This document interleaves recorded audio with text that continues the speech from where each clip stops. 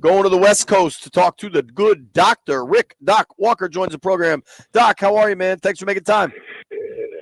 I'm great, man, but not as good as you brothers, man, with a rude barbecue, man. I love the late invitation, though. That was slick. Hey, Doc, you can ride over here, man. Look, Donnie ain't been cooking since 3. He ain't done yet. So you can come over and grab something, man. You got time. Doc, man, he got a big old, man, Doc, he got all kind of food in this thing, bro. And a bottle of Blanton's, it appears. You got heavy metal over there, too, man. No, I'm going to just say, Donnie, I gave Donnie that last year, and he still got that bottle. We got heavy metal. Donnie's a weakling. Jeff Walker, Doc. I mean, everybody but you. Wow. But we're only missing you. Landfill. No, Landfill say the hell with us. He ain't coming to hang out with us. Guys, doing a great job. You've been on point all morning. Thank you, dude. Appreciate you, brother. So I want to start with there's a lot to discuss, right? But you played in RFK Stadium as a Redskin during the true glory years of the franchise. Super Bowls and NFC title games and bouncing seats. And it's not a done deal. You still got to deal with the DC Council. We all recognize that. And, what can be will never be the exact same as what was. But what kind of emotion, how did it make you feel when you saw Roger Goodell, Muriel Bowser, and Josh Harris all up on that podium? Well, I'm too old to be fooled. I mean, it's encouraging because you got a chance. But until it's done, I'll reserve that emotional fix. I am encouraged just from being at our location and seeing what the Nationals, the waterfront, and seeing what has happened all across that landscape that we see daily going down by the waterfront. Sure. Those possibilities are encouraging. And watching the ruins of RFK and how it's just been neglected and seeing such a wasted opportunity, I just can't see how it can't be a win-win by doing something as opposed to doing nothing. I know that there have been pitfalls in other areas with stadiums, and we talked with David Aldridge yesterday, and he was saying he just wanted to make sure. And I agree with him. You want to hold people accountable, but I think it seems like, we're going to hold Harris and the NFL accountable. How about the people who's against that? You got to hold them accountable too and find out what's their real reason. People say a lot of stuff, but they got other reasons of going against stuff. Yeah, of course. Well, we've seen it. You nailed it yesterday. There's some people just love complaining, no matter what the opportunities are. But we're an example of it. Every day you go to work, and we went down. We used to go down there. Sometimes in that area, it was a battle zone. Yeah. So you got to be high as a kite not to recognize what the waterfront looks like now as opposed to what it once was. I mean, who has failed with a new facility and bringing in big events? And we all, I would like to see college football, national championships, WrestleManias. We'd like to see all of this in our own front, Super Bowls. Yeah. So who would deny that? I mean, look, we saw what happened with the USA Arena going downtown.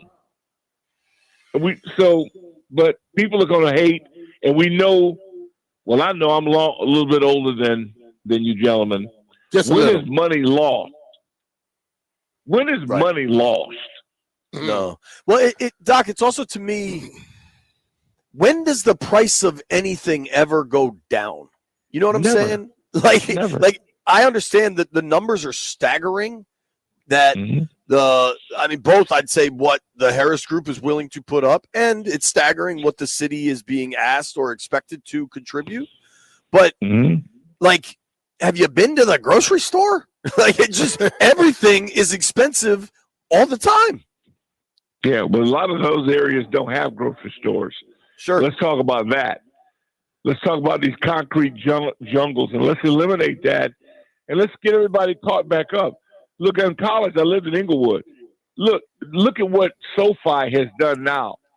Look at the Clippers have a vibe now. That was a joke when I was in Los Angeles. So I haven't seen progress. I mean, it's not going to be perfect. But when do the big cats not win? When does money lose? It doesn't. Yeah. But the people do deserve to get something. They don't want to be forgotten. You got to have youth facilities, education. You got to give people something. You just can't come in and bulldoze people. Sure. Yeah. A lot of us get bulldozed over. Yeah. I mean, it's society.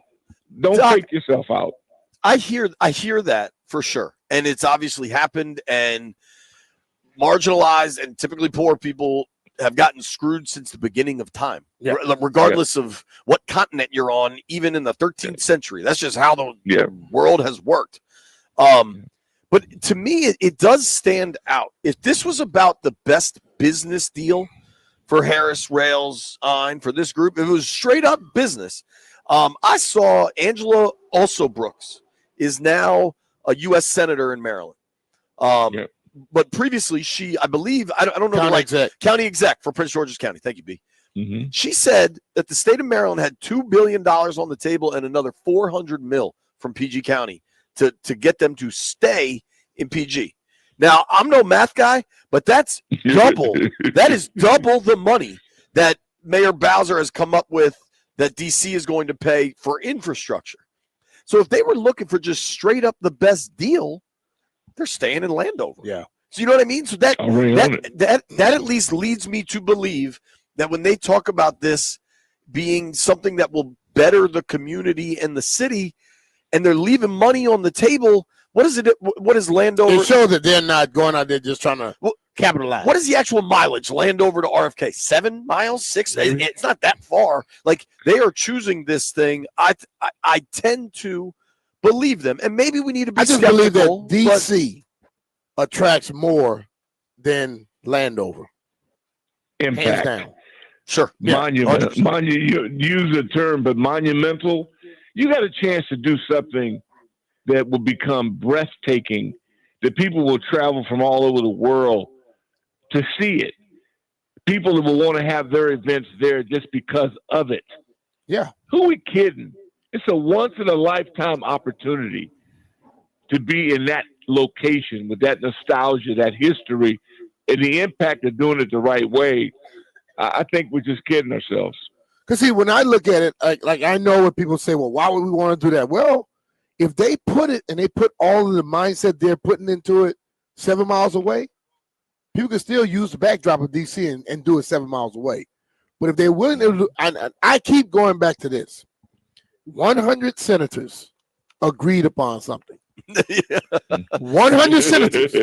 And you would have to, look, you got to make me become somebody else to believe that 100 senators decide to do something and gave you permission to own something without asking for something in return. You get what I'm saying? Like when in that paper they talk about stadium was the number one thing they listed. I believe that when they gave permission, they say this is what we want to build it around. And I think that all of the and I know people get mad when you say stuff, but listen, dude, I'm a realist. When you see all the charades around it and people doing the grandstanding, it means that you're doing that just for whatever, but it's gonna happen. That's what I believe. It feels that way. Well, I can hope. Yeah, I can hope. It would be great. And remember all the kids, the opportunities that we met in the parking lot, the community, the impact. That meant something. A lot of those kids that we interchanged with ended up becoming big-time individuals in the community. I met Mike Loxley when he was 12 or so in that parking lot. That's so cool. You know, and Lox is one of those kids. So that's something I would love. That's the next generations to have opportunities of. Don't take that away. Give them opportunities. They have the power to do this. I believe it. I don't say believe. I hope it happens because I don't trust any of these people anymore with anything until I see it done. I think that's a fair place to be, Doc. It's hard to believe.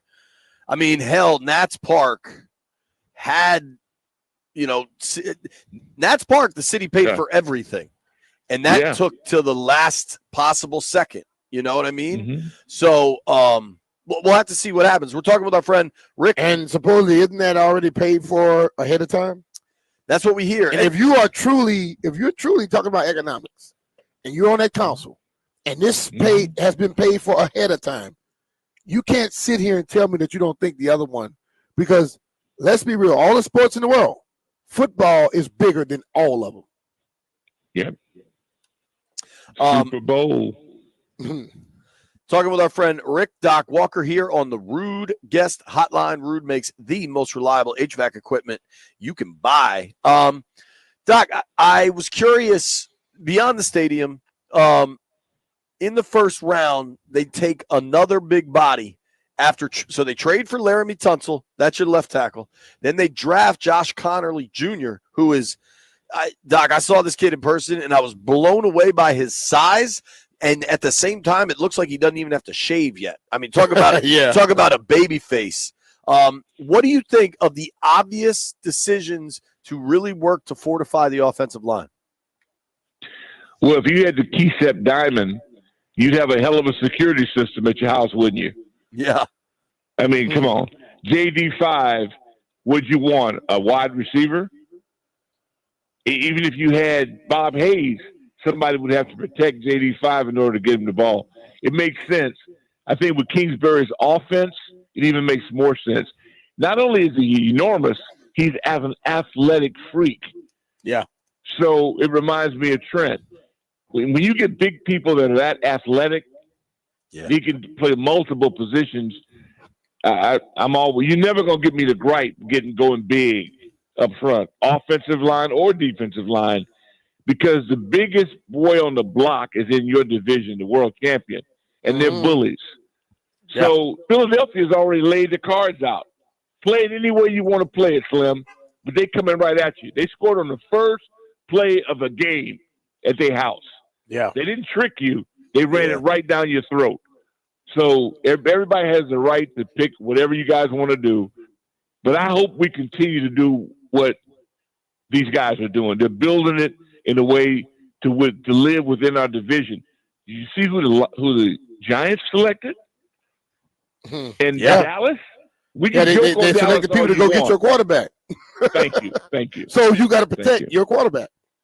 Yeah, but I don't argue. Like I said, I just wait till the pads come on, because no matter who you selected right now, all this is Brian he popularized this, and I use it to death. If I owe him copyright fees, I have to pay him down the road. But the Underwear Olympics, we've just gone mad over this crap now. To me, I don't even get interested in this until they have pads on and there's some slobber knocking going on, some contact. But I like it on paper. On paper, because they're athletic, and these guys have the right attitude. And that culture they built over in that locker room now, it's no longer the dumb.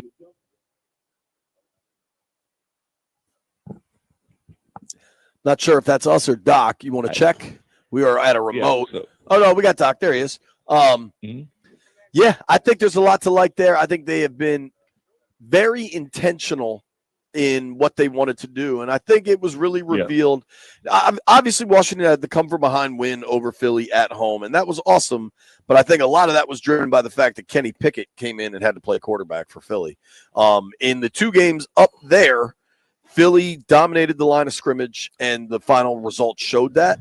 I think Washington, Rome doesn't get built in a day. So this offseason, they clearly made protecting Jaden and getting tougher at their line of scrimmage the priority. And I think they believe they feel very good about what they've done on the D-line. You add Kinlaw. They've gotten bigger. They really like the guy Wise. What Eddie Goldman brings in a true, formerly a nose tackle, like just a really big body. That body type hasn't existed for Washington since Pot Roast was playing here. You know what I mean? Yeah. I don't know that it'll work, but they invested heavy in the offensive line, and they made significant change on the defensive line. Yeah. They're aware of the trenches. They have gone out there and got people that they feel will work in what they're trying to do. And you can't knock nobody for that. Well, you look at the wide receivers that we have to face twice, 6 times. So you had to go corner. You have to fortify that position because of people we deal with twice, let alone the schedule. the better you get, the better people you play. Everybody understands that. Target is on you now. No sneak up. I mean, let's face it. People playing Washington, these people, they didn't have no dandruff kicked up in the past. Now they do. Mm-hmm. Now they're looking forward to it. So I'm encouraged by that. I just love the way that we operate now. I don't lose a wink of sleep worrying about what they're going to do. I trust in what they're going to do because the people they have doing it now know exactly what they're doing. Yeah. So that's perfect for me. I'm good with that until I see them in person. Doc, for somebody, I know how much you care about the game, and I know how much you understood under the previous administration it was just never going to work. How refreshing and perhaps rewarding is it to feel that way now, just to feel confidence in a really well-run professional team? Well, no, it's great. I mean, last season was great, but then it makes you hungry. I don't want to go backwards. See, my concern now is that, you had a taste of it and a real taste. NFC championship level now. What do you want to go backwards now? Mm-hmm. I want to keep climbing. Like where we play, to be honest with you, we can play out in the parking lot. I just want to be really good at what we do. I don't care where it happens at. I don't care what uniform. I don't care about any of that. What I care about is we're not in last place, that we no longer suck, that it's not a PR campaign but a football operation. So they've checked all the boxes for me. So if you can't support this, then why are you involved in this? Totally. I'm with that. Only Tame Impala feels like they're only going backwards. Talking with our friend Rick Doc. I love this. I don't want to be the Lakers. Trust me. Well, dude, so I wanted to ask you about the Lakers, and I don't want to piss you off, but I'm not mad. They're a clown show operation, and they've just been good enough to win while being Beverly Hills Billies. That's okay. They've always been that. They're the ownership, the whole 9 yards. But now it's pitiful. You were right. I listened to you on the bets last night. Anybody that didn't take Minnesota in that was just insane or relative. They're terrible. Right. And when your best guy on your team is in the worst condition and the other guy is my age, come on, man. BMitch, you nailed it. I'm telling you. I said the other guy's my age. Yeah, come on, man. How do you – Luka's obviously and your coach is a podcaster. You got a podcaster coaching you. I mean, come on. Seriously. They're fortunate to be where they are. And Rudy Gobert and Shaq on TNT, that was so embarrassing. They laughed the whole postgame show. They talk about Gobert like he's a joke. They couldn't stop laughing. Come on, man. God, I love that. You got a guy on the team that's my age. Doc, last thing, because I know you and I, this time of year is when we start texting about the puck. It'll be me and Doc at midnight texting about Winnipeg versus St. Louis or something. I tell you what, man. Did you? BMitch was all over it. No, look, man, you guys are right about it now. It's serious because that following Ovi and the chase for the record and all that, I think it is behind him now. I agree with you guys wholeheartedly. But we're in a part now. Nobody cares about that. They're hoping that we got some hangover. It was important to get that rest. You guys are on point all the way about it. But we have not been very good in this period of time here late. It's been a minute since we've had some impact in postseason. So for real, it's time now to get nasty on the ice. I'm with you with that, baby. Hell yeah. Did you, Doc, last thing from me, man. Did you happen to see Frankie Louvu at the Caps game last night? No, I did not see Frankie. Oh, I got to send it to you. So you know how they like to have the big guys, the big guys, when the football players come to the hockey games, they put them on the big screen. They put shotgun beard war paint. They do what the Hogs used to do back in the day. They make a beard disappear rather quickly. Doc, that guzzling.